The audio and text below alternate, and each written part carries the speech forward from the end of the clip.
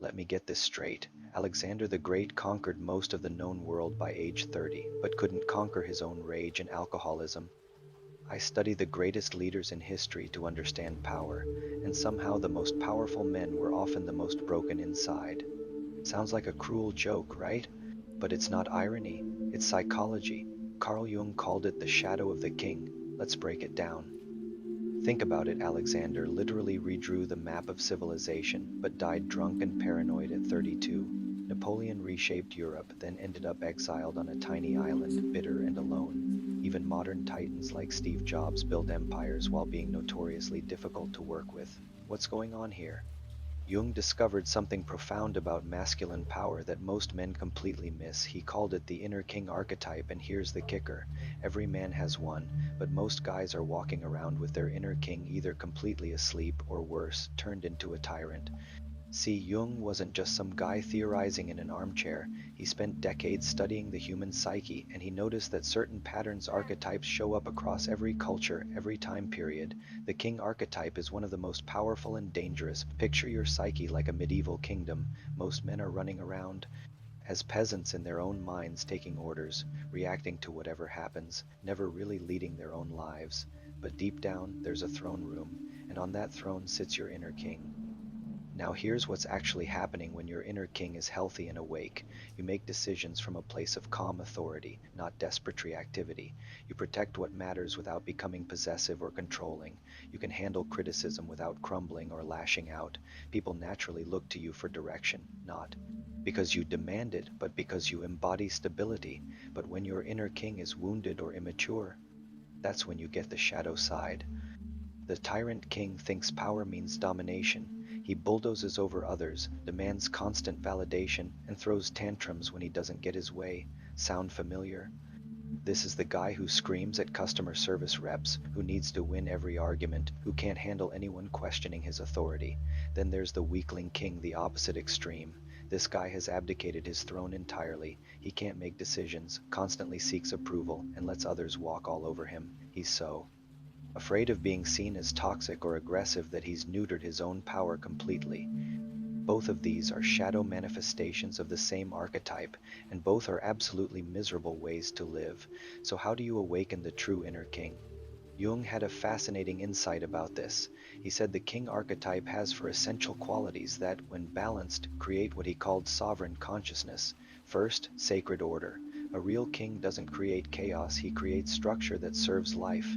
In your personal kingdom, this means you have systems, boundaries, and principles that you don't compromise on. You're not rigid, but you're consistent. Your word means something. I know a guy who embodies this perfectly. He runs a small business, nothing fancy, but every employee knows exactly where they stand with him. Clear expectations, fair treatment, consistent follow-through. He doesn't micromanage because he doesn't need to. The structure itself creates the results. Second, generative power. This isn't power over others, it's power that creates value for others. The inner king asks, how can I use my strength to make things better? Not how can I use my strength to get what I want? Think about the difference between a mob boss and a great teacher. Both have power, but one depletes while the other generates. Your inner king is always asking, what can I build? What can I protect? What can I nurture into existence? Third, calm authority. Ever notice how some guys can walk into a chaotic situation and immediately everyone looks to them for direction? They're not the loudest or most aggressive, they're the most centered. The inner king doesn't need to prove his power because he knows it's there.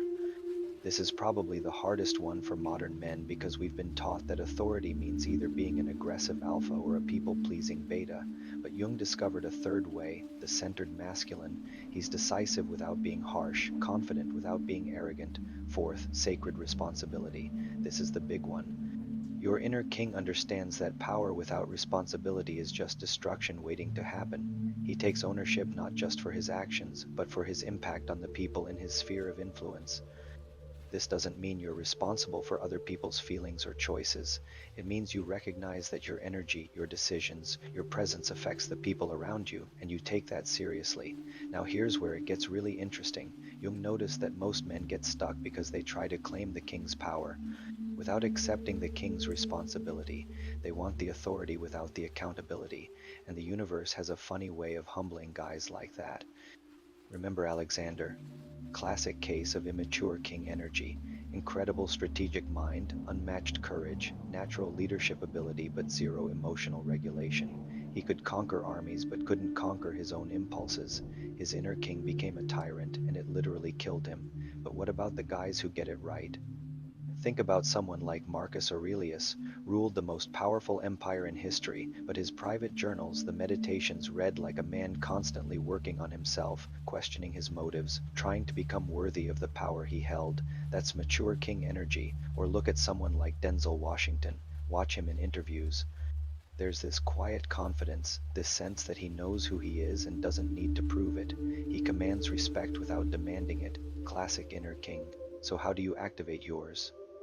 First, you have to stop outsourcing your authority.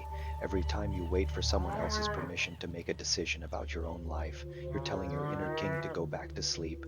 Start making decisions, small ones first. What you eat, how you spend your free time, what standards you hold yourself to. Own those choices completely.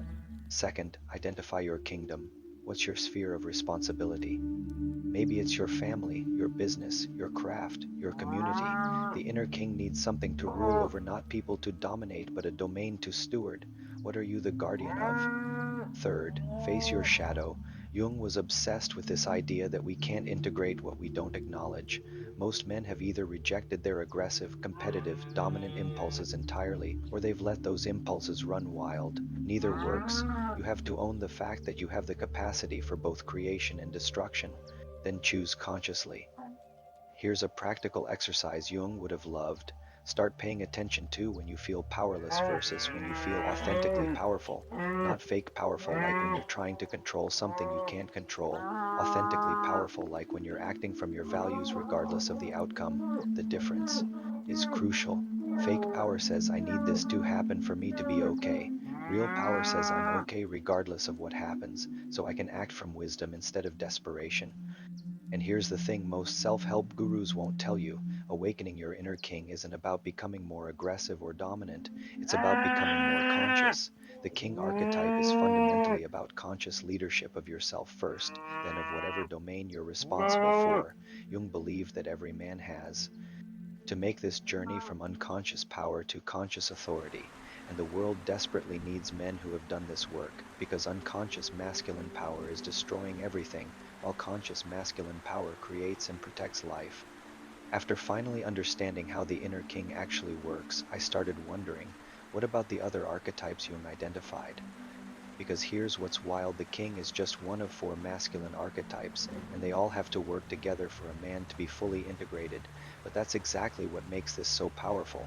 Once you understand how to awaken your inner king, you're not just changing your relationship with power, you're changing your entire relationship with what it means to be a man. So yeah, now you know why Alexander could conquer the world but not himself, and more importantly, how you can do both. You're welcome. That's gonna cost you 1 subscribe or a comment below if you've ever felt like you were living as a peasant in your own kingdom. If you want to understand how the other 3 masculine archetypes work with the king to create complete psychological integration, this video right here breaks down Jung's full framework, and trust me, once you see how they all connect, you'll never look at masculine development the same way again.